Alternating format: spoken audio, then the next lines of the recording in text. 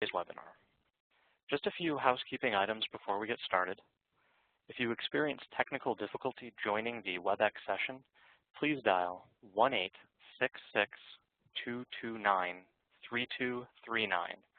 where you can submit questions to the WebEx producer using the Q&A panel. As a reminder, participants are in listen-only mode, and this event is being recorded. We encourage you to submit written questions at any time using the Q&A panel located at the bottom right of your screen. After typing your questions in the space at the bottom, hit the Send button, and please be sure to direct your questions towards all panelists in the drop-down menu, as well as include the name of the presenter to which your question is directed. Your questions will not be seen by other members of the audience and will be addressed, time permitting, towards the end of our session. Please take note of our opening polling question. Take this time to input your answer and hit the Submit button to share your response. Results will not be broadcasted to the audience. Now, I'm pleased to turn the call over to your host today, Gurvanit Randhawa, Medical Officer. Good afternoon, everyone, and I guess for the folks on the other coast, good morning. It is my pleasure to invite you to listen to three distinguished panelists explain their experience of the projects that they have worked on. Today we will have a national webinar on projects to inform Stage 3 meaningful use requirements through evidence. There will be three presenters, and I will introduce them as they go live. We have Sarah Galantowicz, Anjali Jain, and Julia Adler-Milstein. And now let's start with the webinar.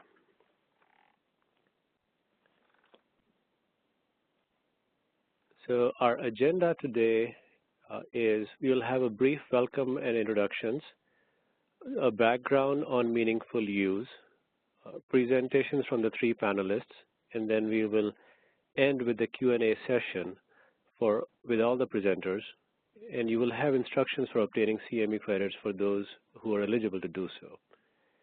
And as a note, after today's webinar, a copy of the slides will be emailed to all participants. The first housekeeping is conflicts of interest. The presenters, two presenters, and the moderator have no conflict of interest. That would be Gurvanit Randhawa, Sarah Galantowicz, and Julia Rose Adler-Milstein. Anjali Jain discloses that she is an employee of the Lewin Group, a wholly owned subsidiary of United Health Group that also owns United Healthcare. The continuing education activity is managed and accredited by Professional Education Services Group, PESG, in cooperation with AHRQ, AFIA, and RTI. PESG, AHRQ, AFIA, and RTI staff have no financial interest to disclose. Commercial support was not received for this activity.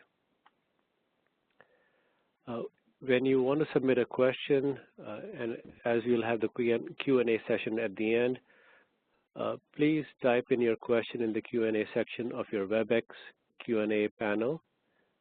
Please address your questions to all panelists if it's for all, or to the specific one that you have a question to answer.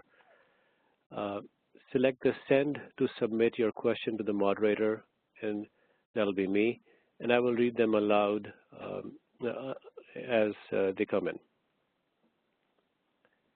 The learning objectives of today's webinar: at the conclusion of this activity, the participant will be able to identify the barriers for practices and hospitals in implementing the proposed meaningful use Stage 3 objectives related to care coordination, interoperability, and patient and family engagement. The second is to describe two recommended innovations for enhancing the use of electronic health records to meet meaningful use Stage 3 proposed objectives related to the use of clinical decision support tools, specifically provider adherence and addressing alert fatigue. The third is to discuss successful strategies for using EHRs to meet meaningful use Stage 3 care coordination objectives in primary care practices. As a background on the Meaningful Use program, this was created by the Health Information Technology and Clinical Health High-Tech Act, which was a part of the American Recovery and Reinvestment Act of 2009. It is a program to promote the spread of electronic health records to improve healthcare. There are three objectives of meaningful use. Each one of them has a separate stage. Stage one was focused on data capture and sharing. Stage two was focused on advancing clinical processes. And the stage three, which is under discussion right now, a focus on improved outcomes. In context of the AHRQ work that will be showcased in this webinar, we funded rapid cycle research on stage 3 meaningful use. In February of 2013, AHRQ solicited research applications to evaluate proposed stage 3 objectives. In September of 2013, 12 grants and contracts were awarded.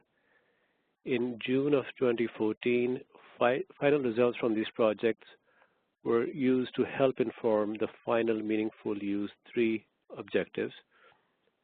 In spring of 2015, the final reports are expected to be posted to the healthit.ahrq.gov.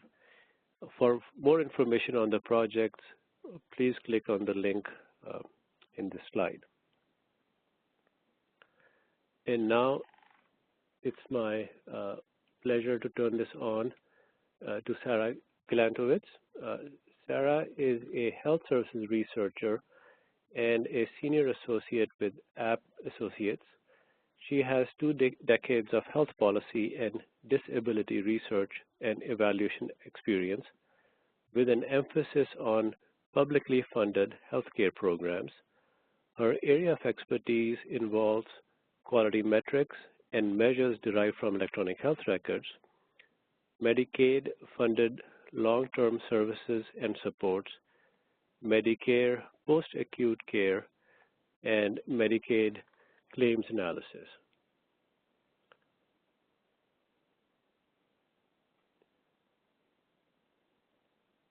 Thank you. Can you hear me? Yes, Sarah, please continue. Thank you. And thank you for the opportunity to present on the work that we did looking at the stage 3 objectives, specifically in the states of Pennsylvania and Utah. And before I go through our findings, I want to acknowledge my colleagues on this project from Apt Associates, Andrea Hassel, Jacqueline Rappaport, and Anisha Illa, and from our 2 partner healthcare systems from Geisinger, Jean Adams and Charles Sawyer, and from Intermountain, Sid Thornton, and Shan He.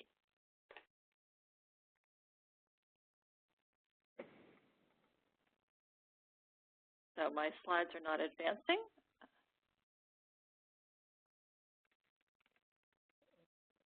Please click on the slide set, and then you can try page down.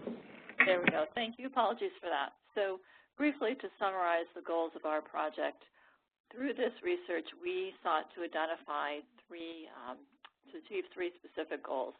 The first was to look at potential improvements to selected proposed meaningful use stage 3 objectives and criteria at the policy level. That is, what changes could be made to the wording or the scope of the objectives prior to their finalization to make them more feasible for those who would be required to implement them. The second thing that we sought to identify was what EHR innovations would be required in order for providers to meet the selected meaningful use stage 3 objectives and criteria. That is, what additional capabilities would vendors need to offer in order to make the goals of the meaningful use stage 3 feasible. And finally, the third goal was to look at strategies that healthcare organizations could undertake to increase the value, the internal value to themselves of implementing the objectives. If organizations would be required to fulfill the objectives of stage 3, how could they go about making changes to policy, protocol, workflow, and so forth in order to sort of leverage the maximum advantage of implementing the objectives? Another goal of this project is one we like to refer to as proof of concept, and that is really looking at the value or validating the importance of obtaining industry input to inform policy prior to the official notice of proposed rulemaking. The timing of this work was such that while there were draft objectives available for review, they had not yet been officially proposed in rulemaking. And the idea of the research was to see if early industry feedback and stakeholder input could inform the final version of the goals in order to make their implementation more feasible. And a secondary component of that proof of concept was the use of real-time evaluation techniques. That is, the iterative ongoing collection of data during the implementation process or concurrent data collection rather than retrospective data collection to, again, inform both the research process and then the findings. So our main findings listed on this slide, I would say the first finding is the one that we refer to as feasibility, and that is that stakeholders that we spoke with, both our partners and the members of our panel, expressed support for the goals that are inherent in Meaningful Use Stage 3 and emphasized the importance of integrating these objectives into the existing workflow. So in other words, we did not get feedback that this was not an appropriate direction for the Meaningful Use program in terms of the scope of the proposed objectives and criteria that were reviewed. However, as noted in the middle of the slide, realizing these goals is challenging, and is challenging for several reasons, which we'll explain in greater detail in the presentation. But what we found is that even highly wired healthcare organizations, and our partners that I'll describe are fairly unique, are really very dependent on their vendors in order to develop robust and automated solutions to the goals of the program. And sort of a corollary to that finding is that, at least in the short term, hybrid solutions, even though the Meaningful Use program is about automation and leveraging electronic health record capability, hybrid solutions that combine both automated approaches and manual approaches, specifically manual data reconciliation, and that also these hybrid solutions that build off existing functionality that may already be present in health IT systems will be the most feasible in the short term. So to talk briefly about the methods of our research, APT partnered with 2 leading health systems that had selected draft objectives and certification criteria for trial implementation during the research project. Our 2 partners, as I mentioned at the outset, were Geisinger Health System and Intermountain Healthcare. We selected these partners based on both their interest and willingness to participate in the research, but also because they both had substantial experience with Meaningful Use Stage 1 and Stage 2, and were in a position, given the nature of their EHR systems, to be able to make changes and to customize certain capabilities in order to undergo trial implementation for functionality that may not necessarily be supported in existing vendor products. What we did, working with our partners, was to gather ongoing feedback on their implementation experience using iterative evaluation techniques. In other words, we held biweekly calls with senior HIT staff from each of the sites every other week to essentially gather information about their implementation experience. We used semi-structured interview guides to pursue certain themes. We updated these interview guides based on the content of previous calls to either continue more in-depth exploration of particular themes that were emerging or to move on to new themes in order to inform our final findings. We also held monthly calls with both partners on the phone.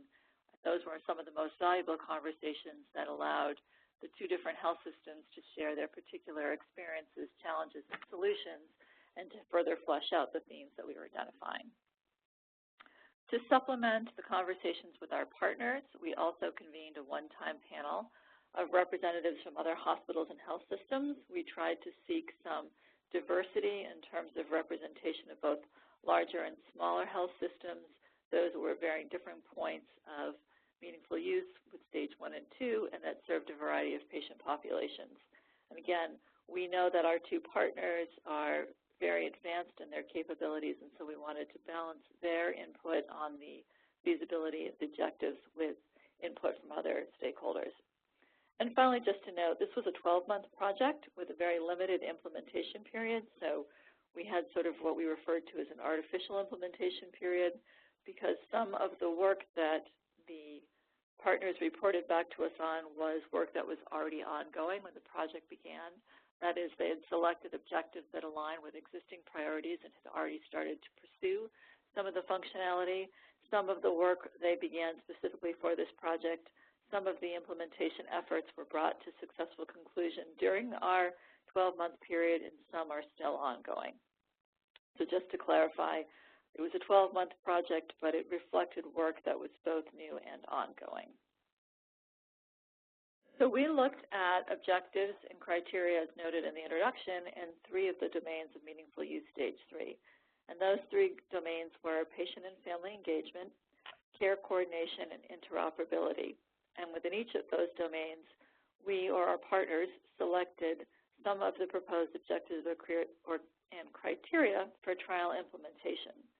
So this slide lists the patient and family engagement goals, or rather objectives, that were evaluated. And I won't provide too much detail, but just to say the first one, and these are the objectives that were first proposed in 2013. There were some subsequent updates to the objective language during the period of our research, but we focused again on the 2013 language that had been proposed. The first objective has to do with the ability to provide a summary of care to patient-designated recipients so that patients could request that a summary of care document be sent to the recipient of their choice. The second objective had to do with the ability of patients to supply patient-generated health information for their electronic health record. The third objective had to do with patients' ability to request amendments to their existing electronic health record. The fourth, which neither of our partners actually implemented, but on which they provided feedback, was the provision of office visit summaries to patients or patient-authorized representatives upon request. And the final objective in this domain of patient and family engagement was the availability of patient education materials in non-English languages and sort of facilitating identification and provision of those materials through information in the electronic health record. Next slide summarizes some of the high-level findings around these particular goals. What we found, and this is not necessarily unique to either this domain or meaningful use stage 3, was that in order for these patient and family engagement objectives to be realized, there was a need for better mechanisms to both positively identify patients and providers, better mechanisms for recording and obtaining authorization for data sharing, and finally, better management of the attestation of relationships between patients and providers. Just to sort of pursue those in a little bit more depth, if you're going to either share information from a patient to a provider or provider to patient, or to make changes to a patient record, clearly there is a need to be able to positively identify the patients and the providers for whom that information exchange will take place, and to make sure that duplication or incorrect identification of either the patient or the provider is avoided. Similarly, with regards to authorization for data sharing, we found a tremendous need for being able to record that authorization, including authorization around sharing limited portions of data. And that's a functionality that is not necessarily universally supported. And then again, on the attestation of patient and provider relationships, these relationships are not necessarily static. They evolve over time, and there was sort of no consensus around who owned the declaration of the existing relationship that would be necessary to make sure that information was shared with appropriate members of the care team, and that an existing relationship could be verified between the patient and the provider. Second key finding around engagement of patients and families was the need for flexibility in terms of sending and receiving information by patients. There's been a lot of discussion about sort of the digital divide, which we didn't necessarily find to be a major phenomenon, but there was overwhelming feedback that patients needed to be able to use a variety of modes for sharing information, whether that was through a patient portal, whether it was through existing forms or free text via secure email, or even by modes such as SMS texting. That the greater flexibility in the modes that were available to patients would enable the maximum number of patients to share information. And finally, we found the importance of providing guidance on actually using electronic health information to support patients and caregivers. So patients needed information and guidance about which data were important to provide for their electronic health records, as well as guidance and support in consuming data that came from their records. The point was made several times in the latter bullet that a lot of the information that's available from the electronic health record is not necessarily available in a patient-friendly format. So while patients might be able to view portions of their records or their care summary, making that information patient-friendly, easy to consume, would both enhance patients' ability to act upon that information, and also with regard specifically to requesting amendments, would make sure that patients understood the content and were offering amendments or changes based on a full understanding of the content and not on a misinterpretation of what they were seeing in their records. Moving now to care coordination. In this domain, we work with our partners to look at 3 specific objectives. The first was the performance of reconciliation for medications, allergies, and problem lists when patients were transferred from providers or settings. The second was provision of care transition summaries, again, when a patient was passed off from a provider or different setting. And the third was the ability to provide automatic notification of significant healthcare events. And these included, at least in one version of the language, notification of when a patient entered the emergency department, was admitted as an inpatient, discharged, or when the patient died. So our key findings around care coordination, again, there are challenges in identifying patients and providers for data transfer. Similar to patient engagement, you need to be able to positively and correctly identify the patient or the provider and to make sure that the information is flowing between the 2 appropriate parties. With regards to reconciliation, we heard that the lack of standard codes for medications, allergies, and problems lists presented challenges, particularly around mismatched notations that could compromise patient safety. That is, it looks like a patient was taking 2 different medications when it was actually the same medication, or incomplete information about medications and allergies. And that finally some indication that vendor products didn't actually support tracking individual reconciliations. So if you have one checkbox that medications, allergies, and problems lists have been reconciled, that doesn't actually let you know that maybe 2 of the 3 reconciliations had taken place and the 3rd had not. So a need for granularity to track individual reconciliations was also identified. We heard feedback about the potential overlap between care summaries, notifications of significant healthcare events, and other transition summaries. There is a lot of documents and notifications that could be supported by EHRs. They may have overlapping content, and as noted earlier, the content may not always be presented in both a patient-friendly way and or significant pieces of information may be buried in the context of very large documents. We also heard concerns about the overload for too many notifications, thinking again about those significant healthcare events and other transition summaries and information could result in a very significant flow of information, particularly to individual providers on a care team.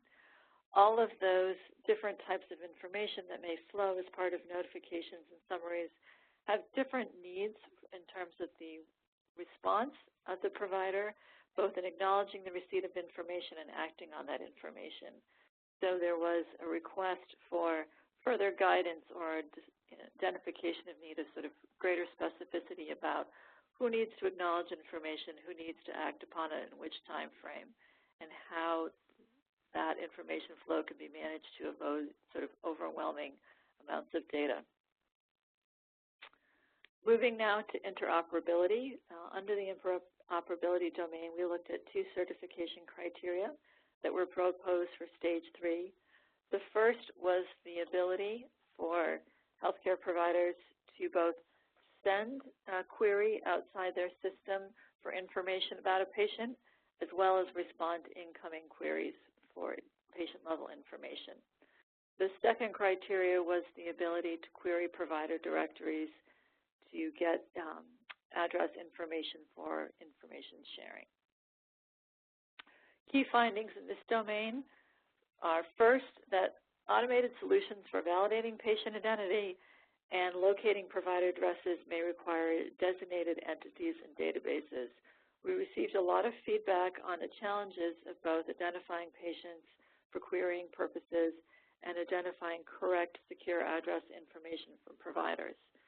It probably comes as a surprise to no one on this call that the two contributing factors to some of these challenges are both the lack of a centralized provider database that's maintained with provider addressing information and the lack of national patient identification or IDs that would facilitate absolute positive identification of individual patients.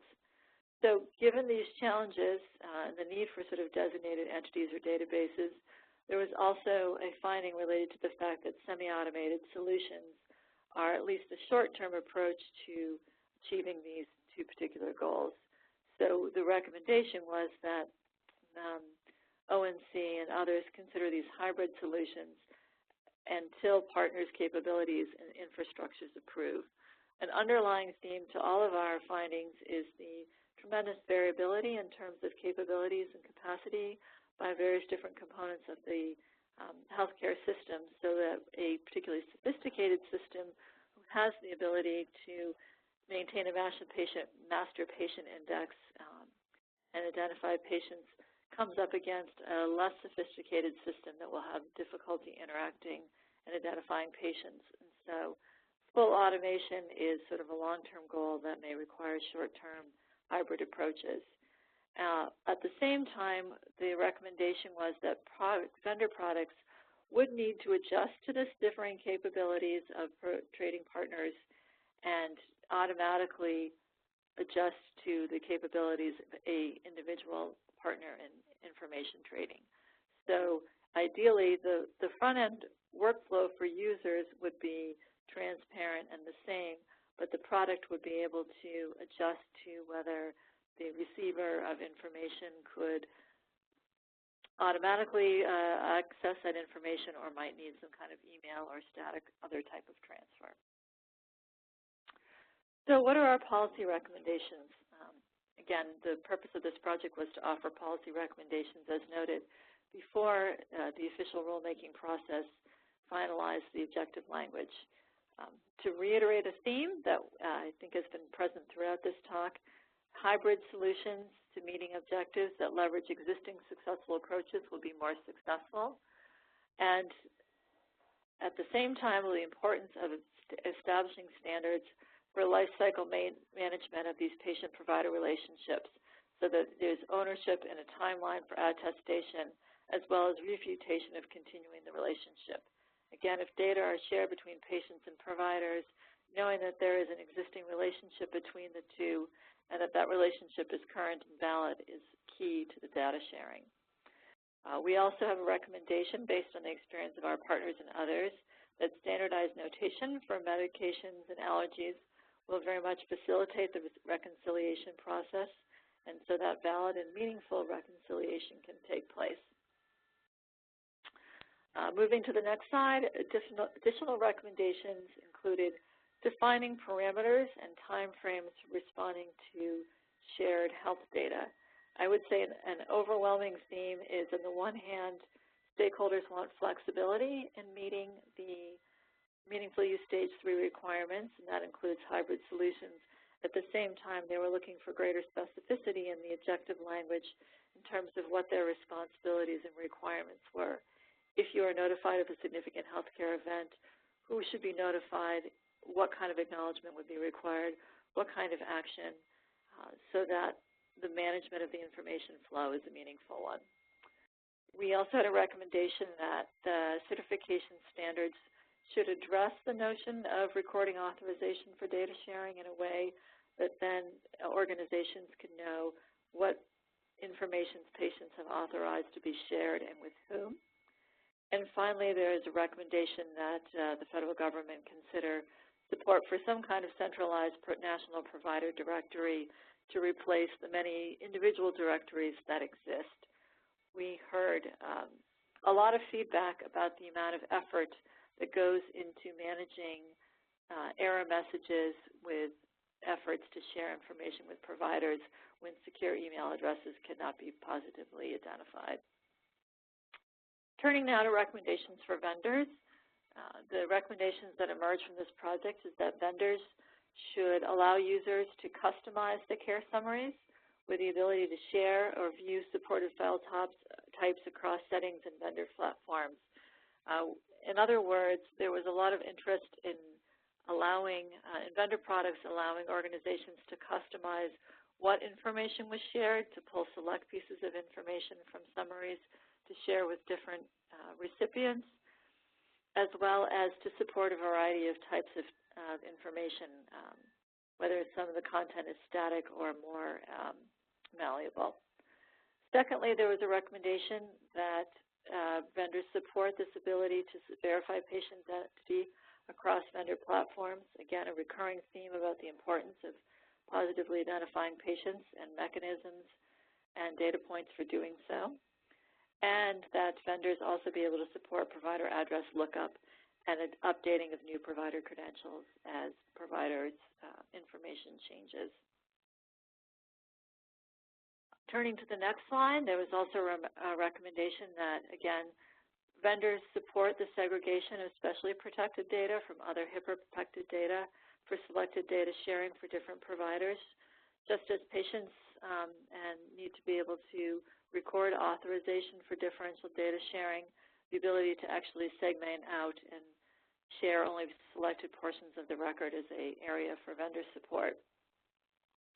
A corollary to that is enabling the ability to retrieve specific documents or data elements from larger files of different filing types for selected data sharing. On the other hand, sharing information out, there's important need for vendors to support the functionality to integrate new information into the record and new validated information. I would say a key caveat around the automatic integration of validated data that we heard repeatedly was that even if the functionality exists to import that data, there is a continuing and ongoing role for manual reconciliation of potentially conflicting information that comes into a record. So there is a need for staffing and manual review of data to determine which piece of data is actually the accurate piece that should be automatically imported into the record. At the same time, we also heard that if patient-provided information is going to be integrated into the electronic health record, there needs to be a way to distinguish the source of content so that distinguishing patient-generated data from provider-generated data with some kind of notation in the record was seen as important by stakeholders. Finally, just a couple of conclusions from our research. Again, as noted, allowing for flexibility in the language and certification criteria and allowing for hybrid approaches will facilitate meaningful use stage 3 implementation. At the moment, based on the feedback we received, sort of true interoperability is limited by a lack of partners with whom to trade in health information and the varying capabilities and sophistication of different systems. Flexibility, we concluded, won't penalize those early adopters and innovators who have fairly robust systems but allow them to leverage the capabilities they already have. And similarly, EHR certification should be progressive with manual solutions when necessary. So again, the long-term goal is an elegant automated solution for a lot of the capabilities that are inherent in meaningful use stage 3, but the short-term practical approach may need to allow for some manual approaches as well. Finally, I think we found that the role of vendors is critical in terms of achieving meaningful use stage 3. They will be instrumental in building the required functionality that will support patient engagement, care coordination, and interoperability capabilities.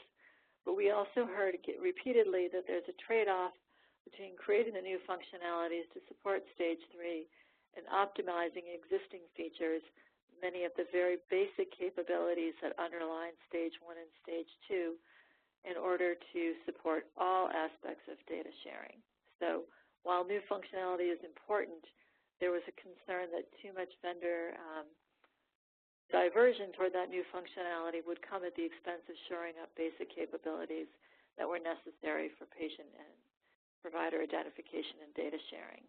And finally, as noted, again, our conclusion is that some of the fully automated approaches that would allow for sort of elegant automation of stage 3 are years off, and there'll be probably a necessary transition period while those functionalities and solutions are being built. This final slide includes my contact information. Again, thank you for the opportunity to share our experiences and findings. And I will now turn this over, I believe, to Anjali. Thank you, Sarah. And while you're doing that, let me introduce Anjali Jain. Anjali Jain is a general pediatrician and health services researcher with the Lewin Group in Falls Church, Virginia. Her research includes quantitative and qualitative approaches, and she has focused on children's health generally, comparative effectiveness research, health information technology, sickle cell disease, autism, and obesity. Dr. Jain is a fellow of the American Academy of Pediatrics and a fellow of the Obesity Society. She was previously an assistant professor in pediatrics and health policy at Children's National Medical Center and George Washington University.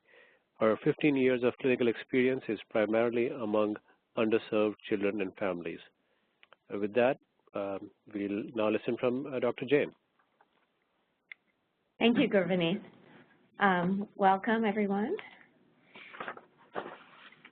So we did a project on the evaluation of stage 3 meaningful use objectives, and we did an analysis in Oklahoma and the District of Columbia. And the intent here was to look at meaningful use measures across 2 different settings.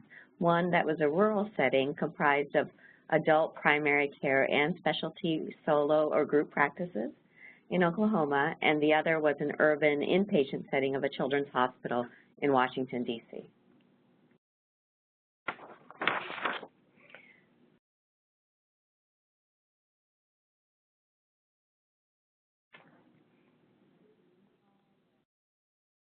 We worked with 2 partners, the Oklahoma Foundation for Medical Quality in Oklahoma City and Children's National Medical Center in D.C.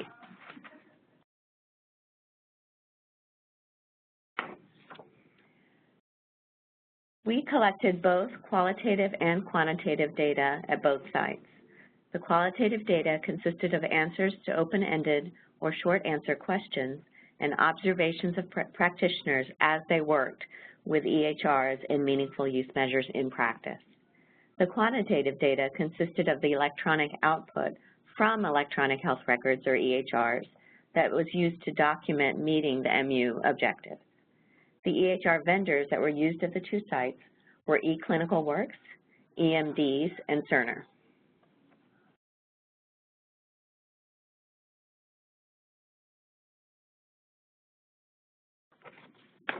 These are the 9 measures we studied across the 2 sites, 6 in Oklahoma and 4 in D.C., with 1 measure, clinical decision support, evaluated at both sites.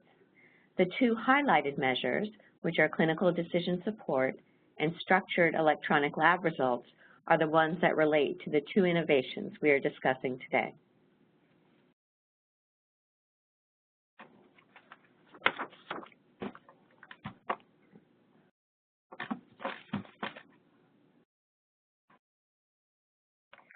This is an abbreviated description of the measure itself for SGRP 113, Clinical Decision Support. So the measure is to implement 15 CDS interventions or guidance related to 5 or more clinical quality measures presented at a relevant point in patient care for the entire reporting period of the EHR. The second part of that measure is that the eligible provider, hospital, or critical access hospital has enabled the functionality for drug-drug and drug allergy interaction checks for the entire reporting period.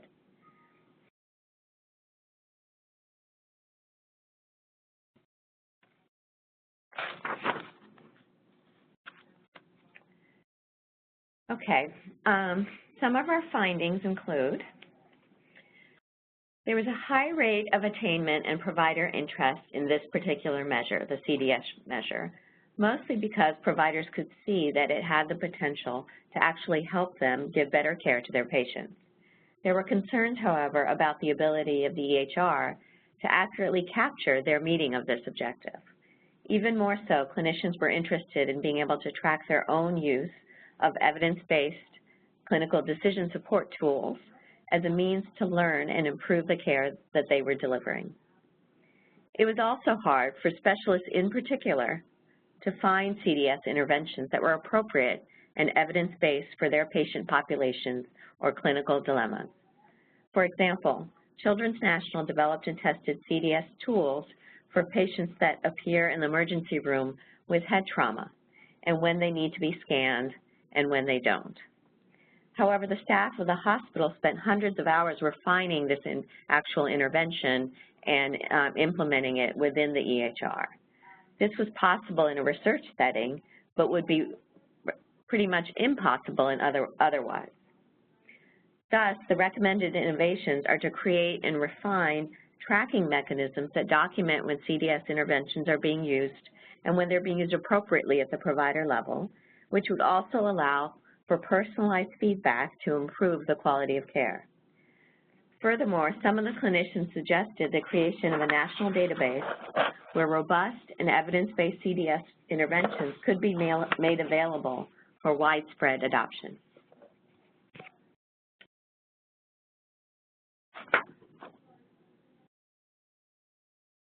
The other measure we're discussing today was 121, Structured Electronic Lab Results. This one was evaluated only at Children's National Medical Center. The measure itself considers the extent to which labs are sending results to the provider who ordered them electronically rather than by paper or phone.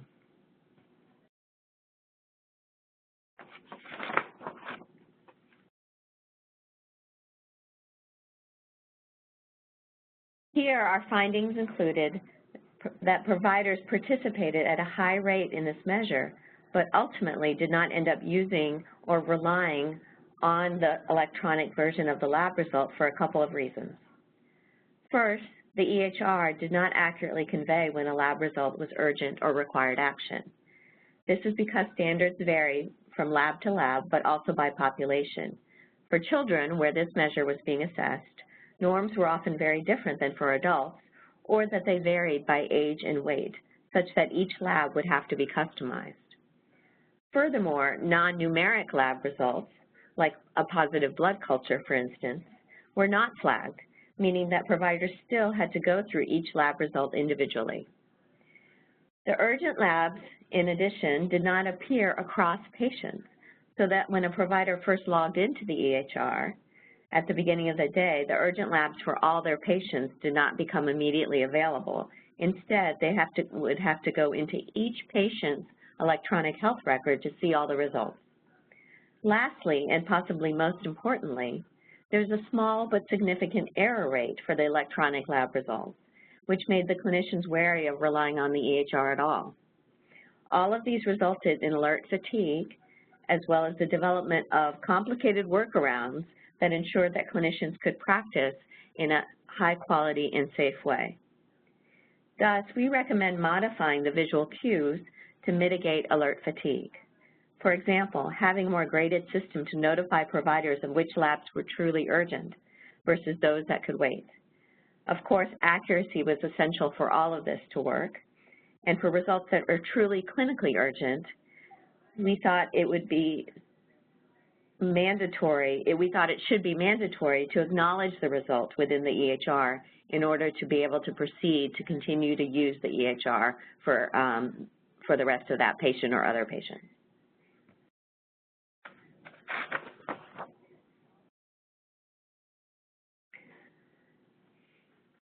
So the implications of our findings and recommendations are that we need to improve CDS tracking in particular, but more generally, there was a message that fair and accurate reporting of all these measures was vital for provider engagement and adoption of meaningful use.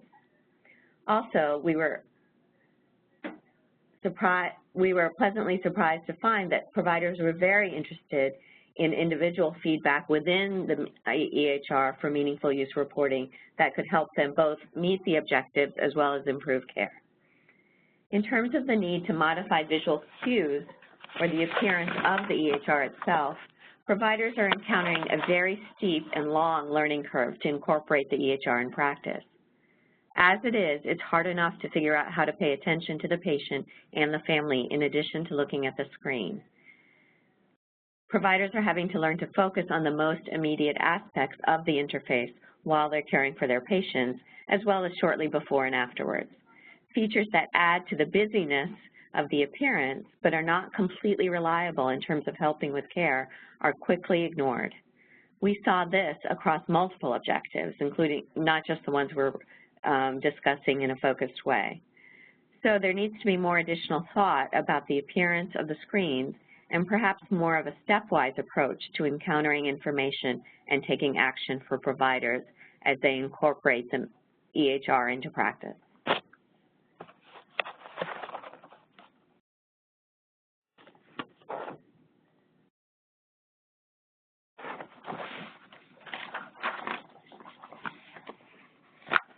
The other main message we learned is that providers are motivated to embrace aspects of the EHR to improve care. The CDS objective is the one that was most directly tied to quality improvement and patient safety in the eyes of providers. Thus, the need to customize tools so that they're evidence-based and appropriate for particular patients and settings is vital, but also very resource-intensive. The other lesson about visual cues is they have to be both meaningful and reliable. And once they are, there should be no option except for providers to use them rather than ignore or bypass them during the use of the EHR.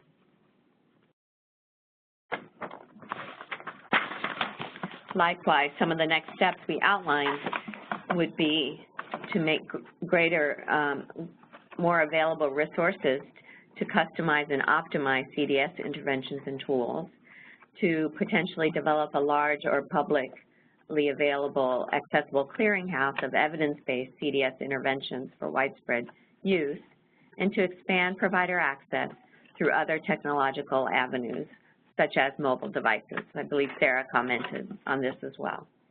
But also at the provider level to allow greater access would be important. And this translates into some suggestions specifically for vendors about the appearance and the functionality of the EHR with more pronounced visual cues. For instance, less of a subtle change from orange to red to combat alert fatigue, make notifications visible on an EHR dashboard across patients for each provider, and allowing the flexibility for multiple providers involved in the care of a patient to access lab or other information, other important information, and ensure a timely response, as well as prevent duplication of effort.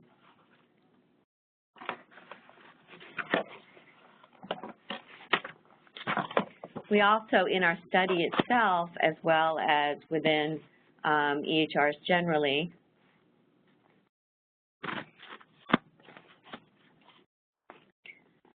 we found some other issues to be considered.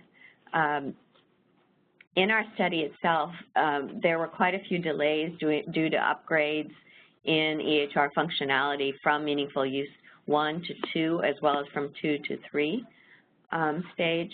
And this resulted in lag time of results, but would also be an issue for providers in practice to getting upgraded and the delays and lag time that are inherent in that process. Inaccurate data and reports continue to be an issue throughout, and that when the objectives actually change from one phase to another or improve, that there's then a requirement to backfill some of the other structured data fields from the previous stages of meaningful use. A larger issue that we found to be a concern throughout, and I think, Sarah, your discussion touched on this as well, is that there can be quite a big difference between information in the chart that needs to be static versus dynamic. And even the dynamic information, there's Some needs to potentially change very quickly and be up to date, whereas other information has longer half-life. So within vendors as well as in the objectives themselves, there needs to be some way to distinguish quickly between more static information such as family history, which won't change as quickly, and dynamic information such as a new or urgent lab result. Within EHRs, we are also concerned about the ability to either date stamp and indicate how recent or up-to-date that information was, and as well as how to handle information that has become stale.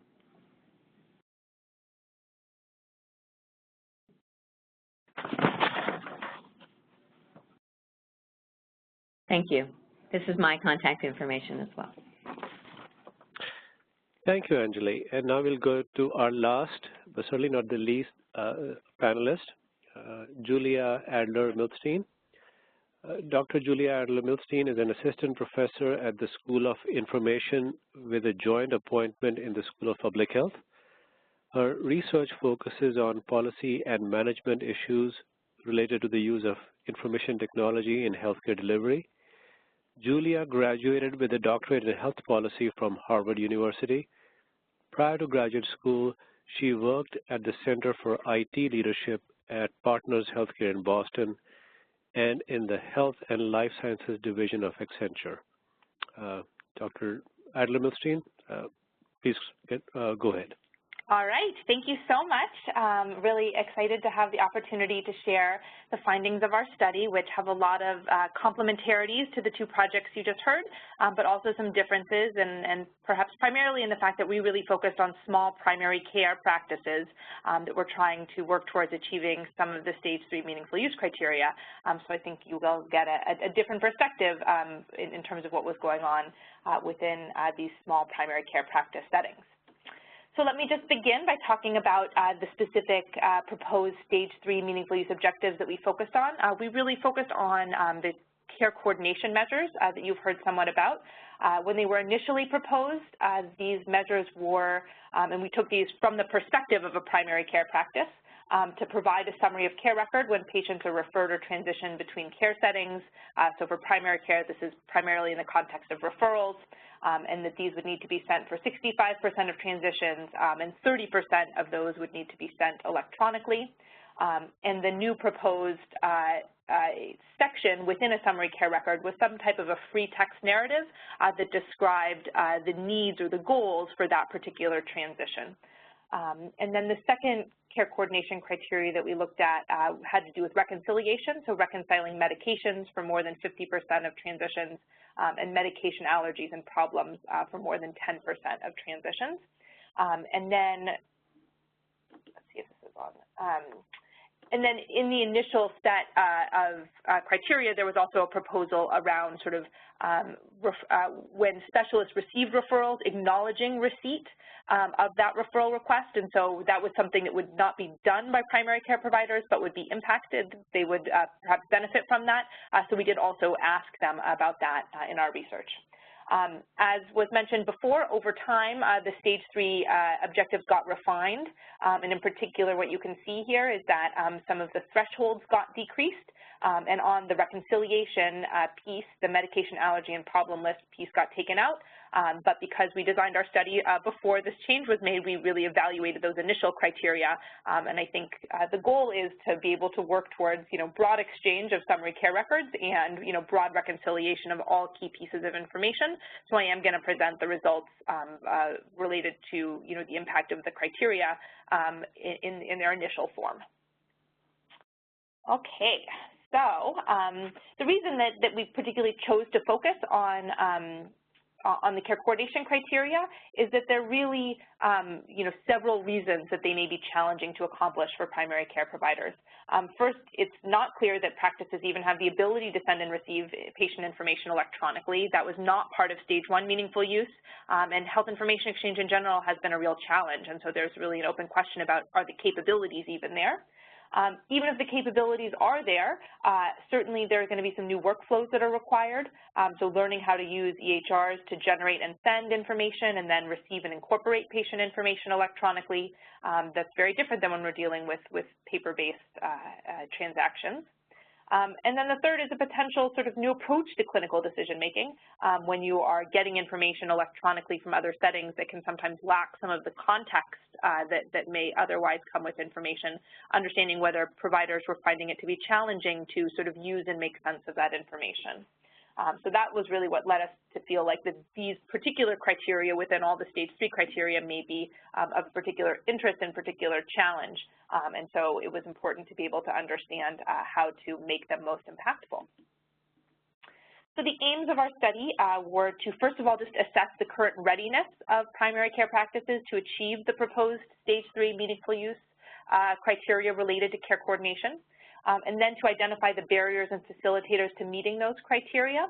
And then finally, do some assessment of the potential impact. And so what we wanted to understand was, do providers perceive these as improving care coordination generally, and what particular domains of care coordination do they think would be most impacted? And then as well as identify changes to the criteria and other strategies that practices could use to increase their value. So the setting for this research, as I mentioned in general, was primary care practices, and we specifically focused on primary care practices in Michigan by partnering with Michigan's Regional Extension Center, who are known as MCTA. And they work with approximately 1,600 primary care sites with a total of about 4,000 primary care providers across the state. And what you can see from this table here is that they tend to be smaller practices.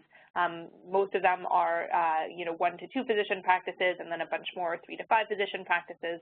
And then you get a sense they're sort of distributed across various primary care specialties. So what we did is, from that total group of primary care practices, and I should mention too that because they had worked with MCTA, that they had all achieved stage 1 meaningful use by the time that we began our study. And so what we did is that we did a statewide survey. We did a stratified random sample of about 450 of those practices. And then we had a subset of questions that we asked practice managers and a subset of questions that we asked one of the primary care providers in that practice, who were most often physicians, though we did have some NPs and PAs respond. And the survey asked them about their current readiness to meet the criteria, the perceived impact on care coordination, barriers and facilitators of meeting the criteria, as well as strategies for enhancing the impact. And then we had sort of a parallel complementary piece of the study that was an implementation study where we took 12 practices and we really, through the Regional Extension Center, provided technical assistance to help them attempt to meet those criteria. And then we studied their experience doing so. So we did an initial set of surveys before, an initial set of interviews before they started working towards the criteria. About 6 months in, we did a second set of interviews, and then at the end of the project, we did a final set. Not all of them made it, and I'll explain why as I talk through the results, but all of them attempted to achieve them, and we therefore could study their experience. We focused on these practices in particular for the implementation study because we knew that there was a health information exchange effort in Western Michigan that allowed them to send and receive summary of care records electronically. And so we wanted to study practices that at least seemed like they had some of the capabilities to meet the criteria, because many other practices would say, I don't even have the ability to do this sending electronically. So we did focus on those who we knew at least had some of those capabilities. So as with the other projects, we targeted findings to 3 different audiences. For policymakers, we really focused on changes to the criteria.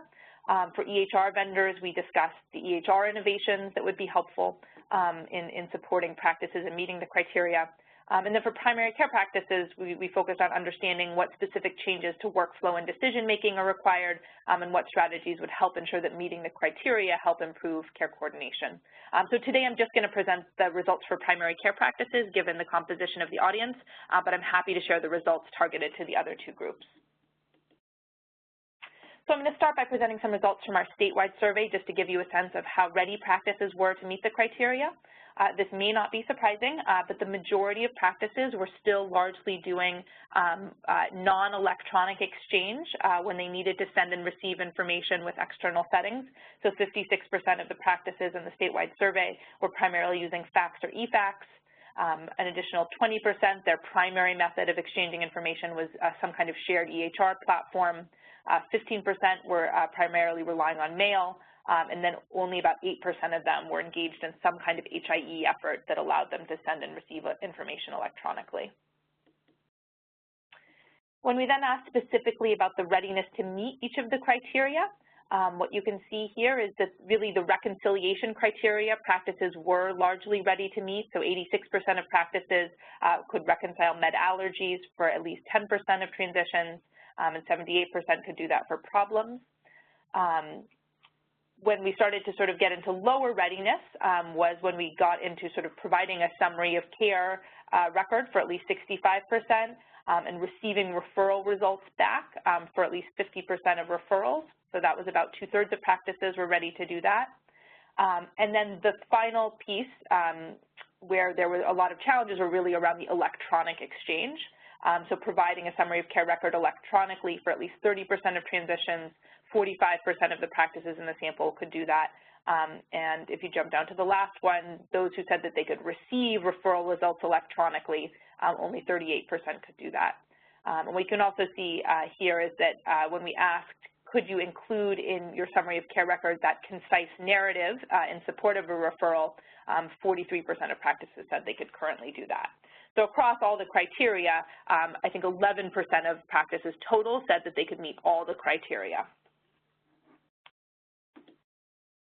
When we asked then about barriers to meeting the criteria, what you can see is that there were a lot of different barriers that were cited by more than half of practices as a substantial or moderate barrier. But the largest barriers were lack of provider and practice time. I suspect that's not a surprise to anyone, as well as some of the complexity of required workflow changes. And this is, I think, particularly related to care coordination because there are so many different people that are involved in these practices and making care coordination work, as well as a lot of coordination with outside entities. And so here, this is, I think, a particular challenge for these criteria is getting the workflows right. And then again, reflected by the first data I showed you, difficulty sending and receiving information electronically was a barrier because there's just not a lot of good capabilities, particularly at that point in time, to support that. And you can see there was also some challenges with the costs that would need to be borne by practices to invest in these types of changes, as well as some challenges with EHR design and functions that aren't really designed to support care coordination. So now, in terms of the overall strategies to increase the impact of meeting the criteria, these largely came from the interviews that we did with practices that tried to achieve the criteria. And so I'll spend a little bit of time here talking through each of these to give you a little bit more detail. So the first, and I will just say, I don't think any of these are groundbreaking. Many of them are just common sense, but we were surprised in these practices that these were not sort of consistently done across all the practices that we worked with. So I do think there's opportunity even to do some of these really basic things in ways that can really improve care coordination, and in particular, EHR-supported care coordination. So the first is just to maximize effective use of available EHR and HIE functions. Many of the practices we went into weren't even really aware of everything that their EHR could do. And so those that had really invested in fully understanding these capabilities were better able to overcome, eliminate, or work around care coordination barriers. And so what these practices did was dedicate staff time and resources to learning about the functionalities of their systems, participated in vendor conferences, and developed strong communication with vendors. So there tended to be someone in the practice who said, it is my job to figure out how to get the most out of our system, and really invested in learning all the functionalities.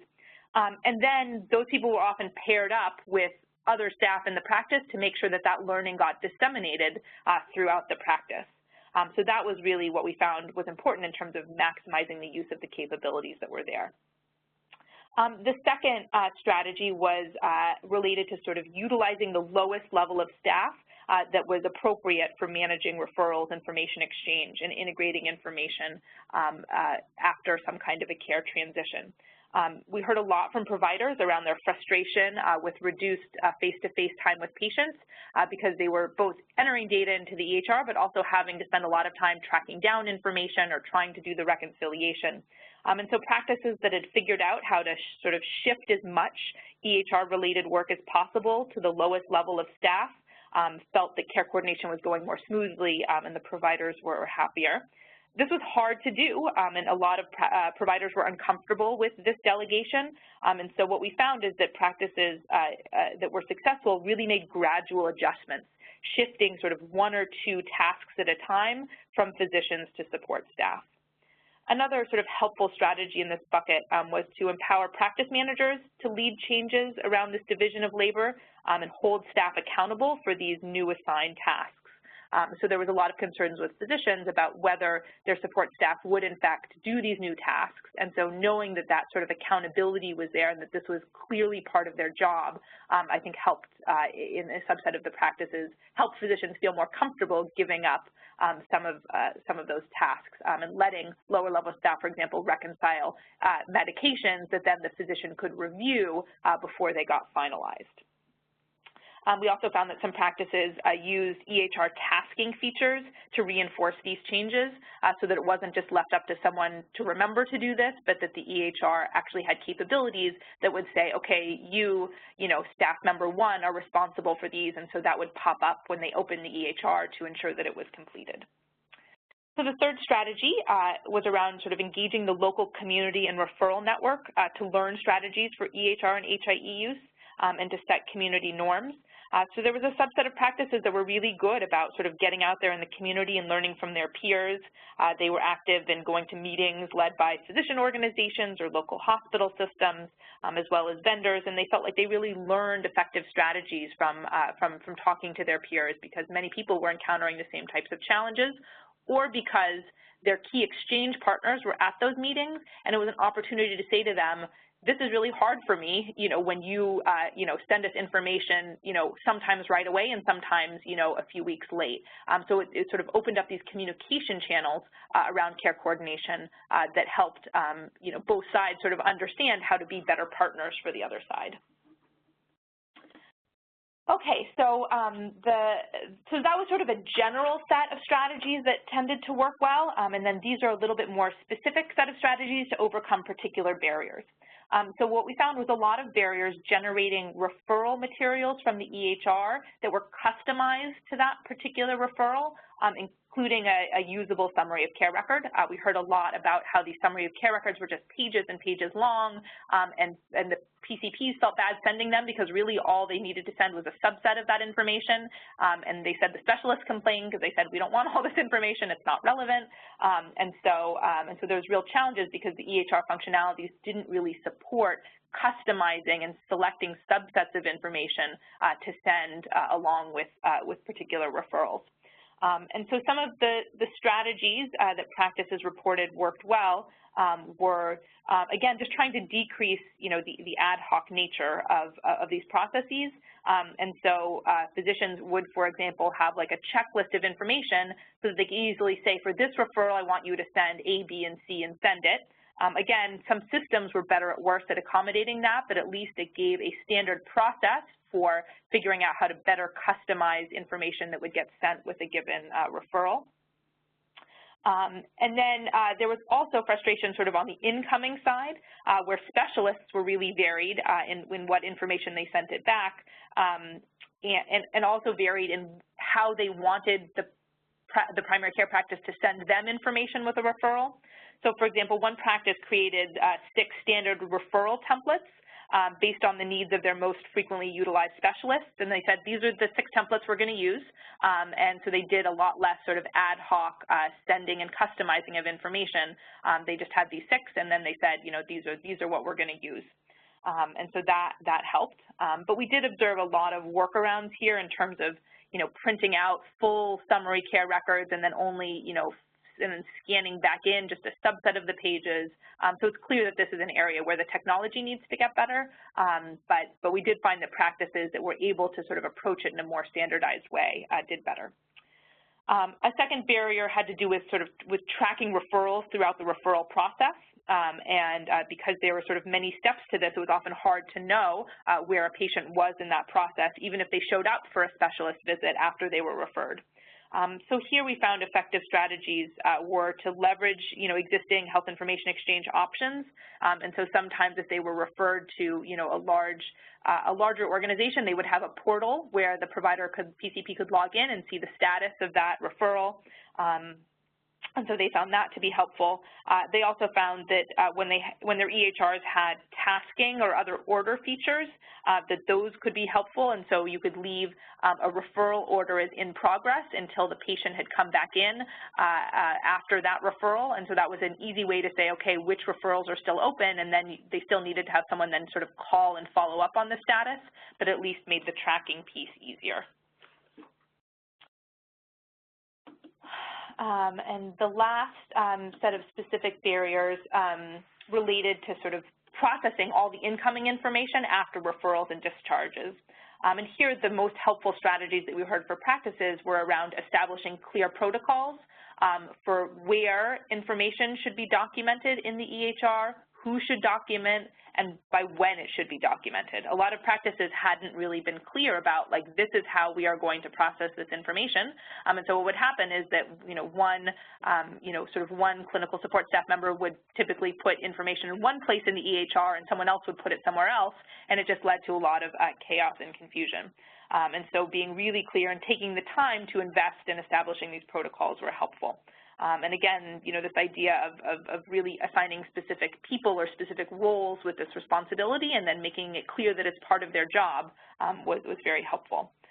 As I think was mentioned earlier, there are a lot of technologies that can exist to help, really for HIE purposes, but they're not all equal or seamless. And so practices said, when there's a portal, we use it. Sometimes we have direct interfaces, and, sometimes we just have to rely on the phone. So it's clear, again, that they're managing multiple technologies, but everyone said it's better to manage multiple technologies and sources of information than not to use any of them. But there, again, continued to be, frustration with that process, which then led back to the need for those standard protocols. So practices would say every day the same person, will log on to the portal to check the updated status, of outstanding referrals. So having as many standardized processes as possible helped deal with the fact that so many different technologies were in use and in place. And then the last piece here on the community strategies, again, really had to do with, communication between providers and specialists and hospitals around, how to get high-quality, timely information after a transition. And so practices talked about, reaching out to specialists to try to establish guidelines for what they should send back and by when it should be sent back. And some practices went as far as to say that if specialists sort of repeatedly failed to do so, that they would stop referring patients to those practices.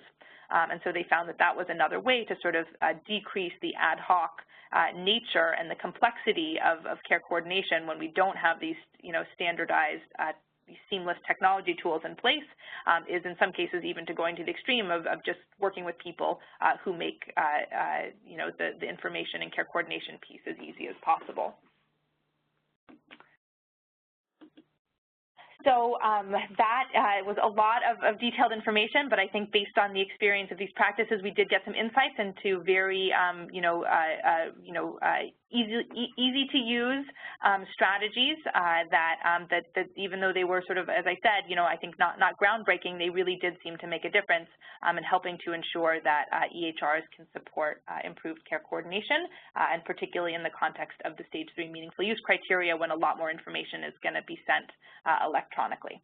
So my contact information is here, and I'd be happy to follow up and answer questions. Thank you. Now I'll go on to the questions. So there are two questions on availability of the slides after this webinar.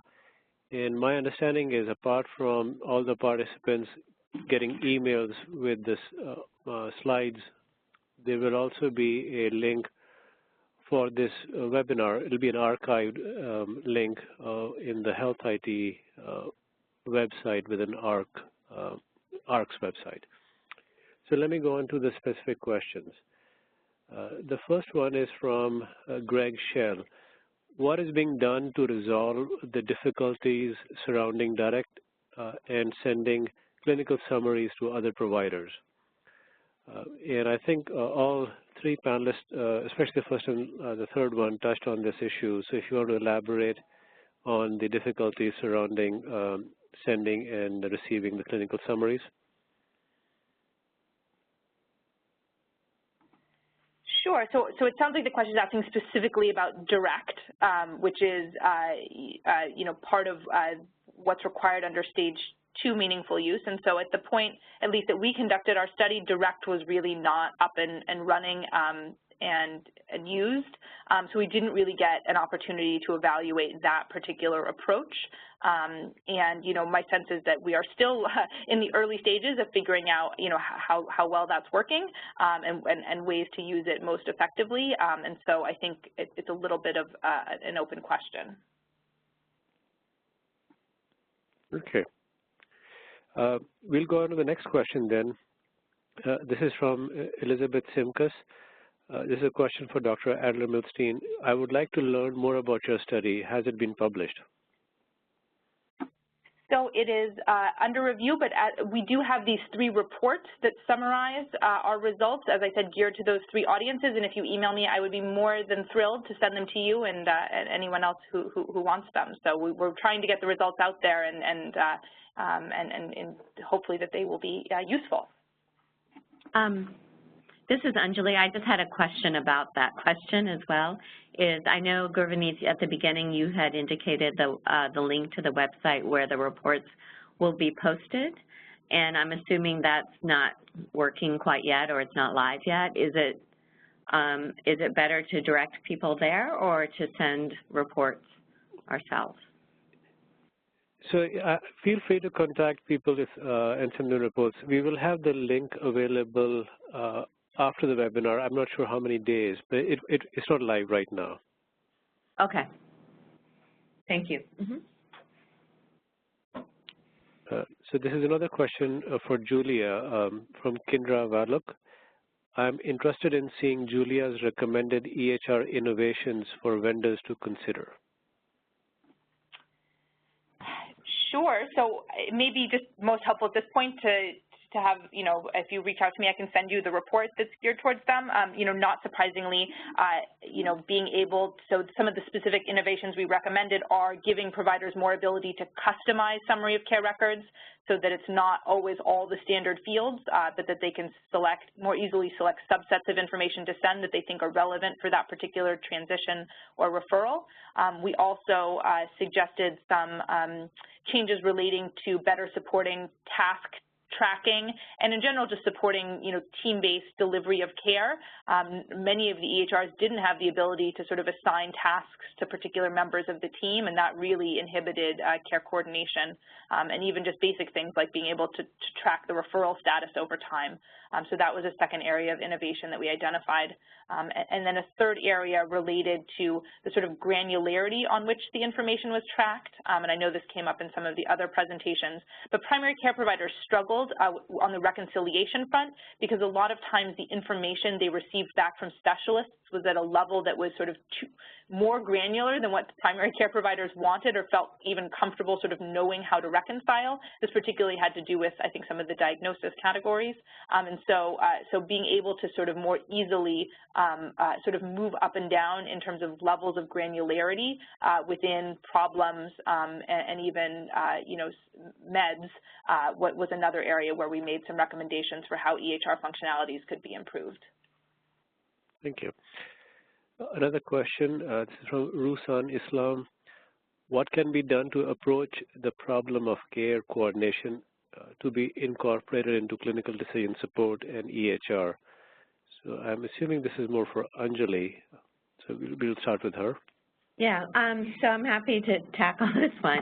I think that what can be done is a theoretical question. So I do think that in an ideal EHR, we would be able to flexibly go between different functionalities so that a CDS rules that required a referral would be able to make that referral at the same time. But I think we're at a much more primitive stage in really looking at some of this individual functionality for the particular objectives that I would hope would also sort of integrate with each other for a more combined functionality, but we're not there yet.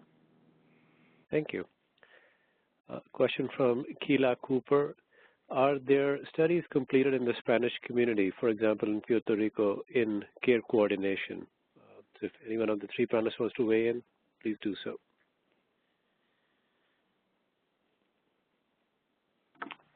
So this is Julia. So I mean, not that I know of off the top of my head. I think good resources are to look at the regional extension centers because they are in sort of across geographies. And so on the ONC website, it should list who cover which regional extension center which regional extension center covers Puerto Rico, and that could be a good resource for understanding what sort of the more localized knowledge there. Thank you. This is a question from Ed Boulding to Julia again. I think the challenges identified by the participating practices and organizations are indicative of the challenges we will likely face with the proposed measures.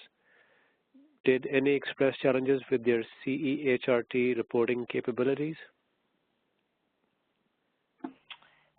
You know what, we really didn't ask about that, and so I don't know that I can sort of, fairly speak to it. Where it did come up was when we talked about sort of how really the EHR systems are allowing a lot of variation in how information is stored, and that was where we heard that it really interfered with reporting capabilities, particularly with some providers who, for example, in one practice, one provider viewed the problem list as something that should have both acute and chronic problems on it, and another provider in the same practice felt that the problem list should only have chronic problems on it. And it led to a whole bunch of care coordination issues, and then they also talked about how it led to a bunch of challenges with reporting, as you can imagine. So I think those challenges are very much there, but because it wasn't the focus of our project, I don't have as much to offer. Thank you. Question from Sarah Tunn. These presentations were excellent. I'll echo that. Please speak to the resources needed to customize CDS interventions/tools.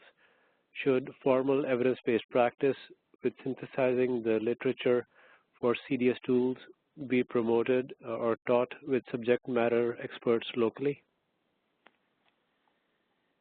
I think that question might be for me. So I think one of the direct result of our study was for the Children's Hospital that worked very hard and had published on their CDS rule, they kind of felt as if it only stayed, if it didn't get disseminated, it would not be of the use it could be. And so that the idea was that there would be some place for every clinical setting or research group or whoever is developing these interventions to make them publicly available within different vendors and EHRs.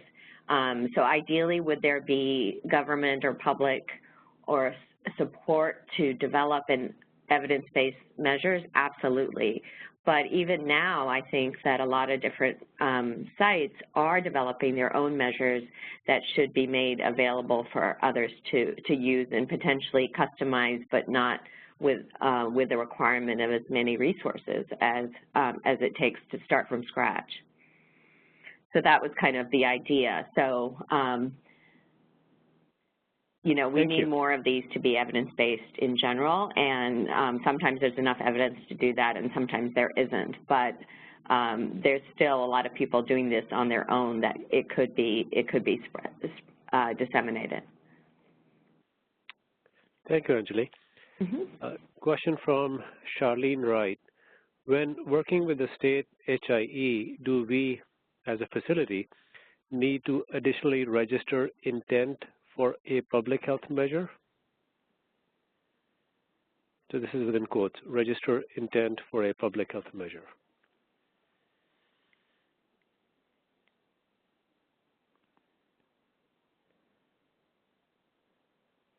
I don't know the answer to that question. I'm not sure I'm the right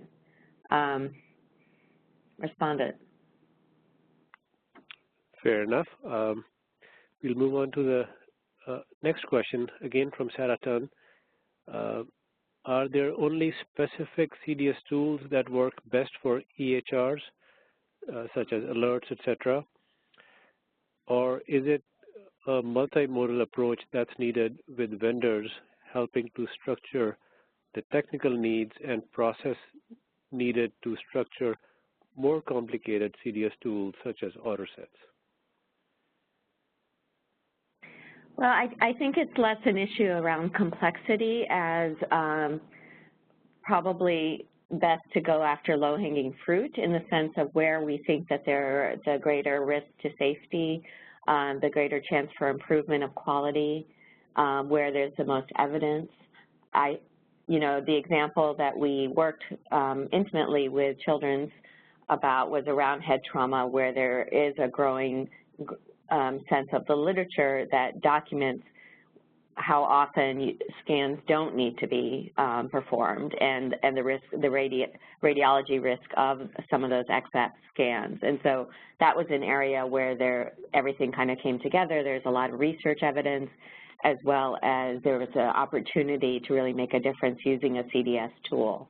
So I think it's less an issue of complexity in terms of the kind of CDS that can be implemented, but more around where there's the greatest opportunity to improve care. Thank you. And Sarah again, she's prolific. What is the status of the field in tying each CDS intervention to clinical quality measures in meaningful use and value-based purchasing efforts? Actually, a two-part question. The idea is that the CDS are the interventions to move adherence to the clinical quality measures, and so shouldn't this link be heavily supported? I would say yes, I agree, but I think that there is a lot of work in different domains, even developing some of those measures for different populations. But I do think that once they're developed and robust, there should be an emphasis and support for turning them into CDS rules very quickly so that they can be implemented as quickly as possible as well. Thank you. There's another question. This is from Fayyaz Sayed. Thoughts of the panelists on patient portal sign-up as being a challenge for meaningful use attestation, and any recommendations to overcome this issue? Gurvanit, I'll take a quick response to that, and then others might want to chime in as well. Sure. One of the things that providers vocalized quite a lot to us is that they didn't feel it was fair to be judged on a measure that required patient engagement that they didn't necessarily control, that they could encourage their patients to go and sign up, but it wasn't really in their hands as to whether or not the patients actually did and did not necessarily reflect their efforts in that regard. And so I do think that there needs to be a little bit of a distinction between providers being judged on reaching objectives that are actually under their control versus patient accessibility issues that might get at other aspects of EHR use. Thank you. I don't know if Sarah and Julia have anything to add there. Yes, this is Sarah, and I would just very much second what you said. We heard the same thing, that, again, the accountability issue, providers can't be held accountable for what patients choose to do or not do in terms of accessing information and taking advantage of portals. And if patients, face challenges, technical challenges in accessing portals, that becomes an additional complicating factor. So very much agree.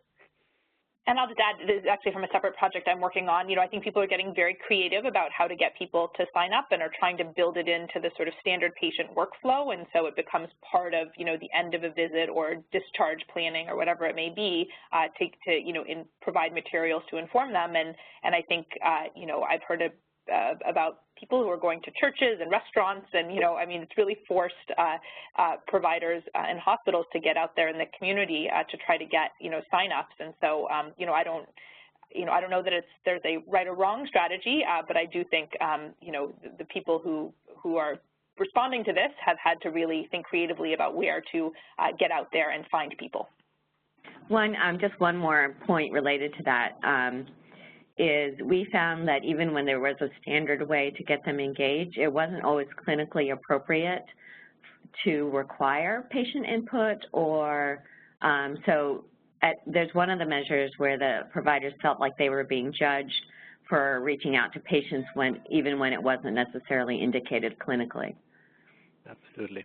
Well, we are at time, so even though we have 2 more questions, I think we will go way over time. So I want to again thank all of the panelists, and to the audience, please feel free to email any of the panelists with your questions that have not been answered or others that may come up, or email AHRQ, and we'll be happy to respond. I think we should conclude here. Thanks, everyone, for the attention. Thank you.